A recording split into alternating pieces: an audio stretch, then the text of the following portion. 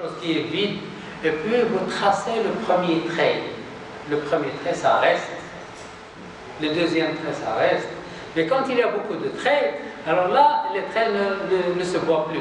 Mais les premiers traits, ils sont gravés dans la mémoire. Donc, l'éducation des enfants au premier âge, ils sont gravés. Alors, les enfants, lorsqu'ils sont petits, ils doivent être avec les parents. Alors, quand il fait une bêtise, les parents disent non, fais ça, il ne faut pas faire ça, voilà ce qu'il faut faire. Quand il veut manger, dis Bismillah d'abord. Et là, avant de manger, va te laver les mains, dis Bismillah. Tu as fini, dis Alhamdulillah. Et ainsi de suite, ils apprennent. Mais lorsqu'il est tout seul dans sa chambre, est-ce qu'il dit Bismillah? Non, qui nous l'a dit? Et lorsqu'il a fini, il sait Alhamdulillah. Et il mange comme il veut. Parce que les parents ne voient pas. Avec la main gauche. Oui, avec la main gauche, avec n'importe quoi. Aujourd'hui, les gens font ça. La plupart des jeunes font ça. Si tu dis, mais qu'est-ce que tu fais comme ça? Il dit, quoi? Quand tu lui dis, il dit, quoi? Moi, j'ai vu plusieurs fois cette occasion. Je mange avec vraiment des jeunes. Ils mangent, je fais comme ça. Je me dis, peut-être qu'il va comprendre. Il sait déjà. Quoi? Et ça m'est arrivé plusieurs fois avec différents jeux. Oui. Avec la main gauche ou bien? Oui. Ah oui, ça c'est pas bien du tout. Oui. Voilà. Tu peux me donner quelque chose avec la main gauche. Oui. Mais ça devient une habitude, par exemple, oui, quand l'enfant est avec les parents, lorsqu'il fait l'autre cette diète, par exemple, chez nous, on te chicote. Chez nous, au pays, on te chicote. Donc prochainement, tu ne vas plus répéter. Je ne sais pas comment ça se passe ailleurs, mais... Parce que j'étais petit, oui. Chaque fois que je rencontre un homme, j'en place la main, en signe de respect. Et maintenant, l'homme, aussi grand qu'il est, il se baisse pour embrasser un enfant, un petit enfant, et l'enfant dit non, ne m'embrasse pas, tu es mauvais, tu es... C'est vrai. Je ne t'aime pas, ne me touche pas. Parce qu'il n'est pas bien élevé. Ses parents ne l'ont pas élevé bien, comme il faut. C'est vrai. C'est partout dans le monde maintenant, c'est pas seulement ici au Maroc, non, c'est partout. C'est mondial. Parce que ça se voit, le comportement des anciens. C'est pas pareil que de nos jours, parce que de nos jours, dans la société, il y a tellement ils ont appris des choses, tellement... Le problème, c'est le temps. Selon moi, d'après ma perception des choses, c'est le temps. Parce que l'éducation, il vient de quoi? Il vient du temps qu'on donne à la génération qui vient après. Exact. Et les gens aujourd'hui ne donnent plus le temps à l'éducation. Ils se disent que l'école va s'occuper de ça. Ils se disent que le maître va s'occuper de ça. Ils se disent que les livres vont s'occuper de ça. Mais les livres ne sont pas des aides avec du cœur. Les livres, c'est des trucs comme ça. Ils ne vont pas enseigner. C'est vrai, tu vas lire. Mais par exemple, j'ai vraiment aimé l'histoire de l'imam Shafi'i.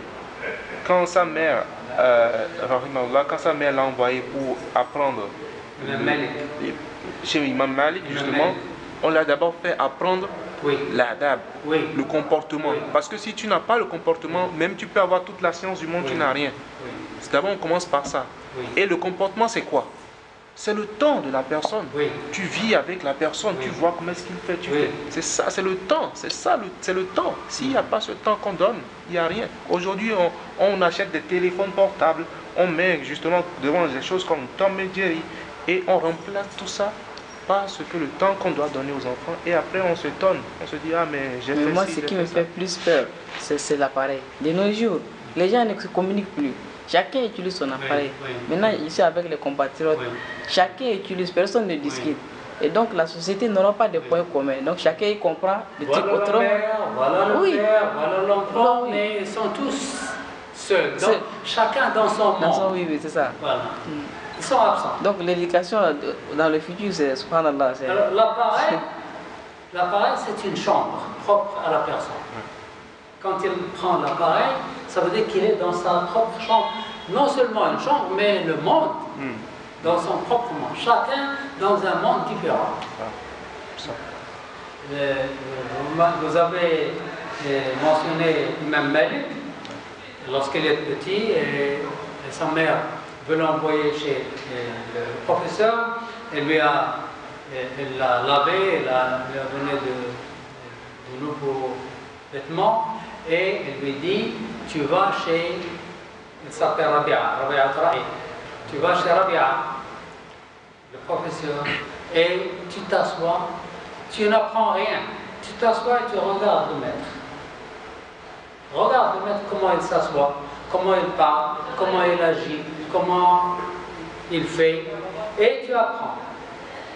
N'apprends ni à lire, ni à écrire. Rien que tu regardes le professeur. Et il a regardé pendant longtemps.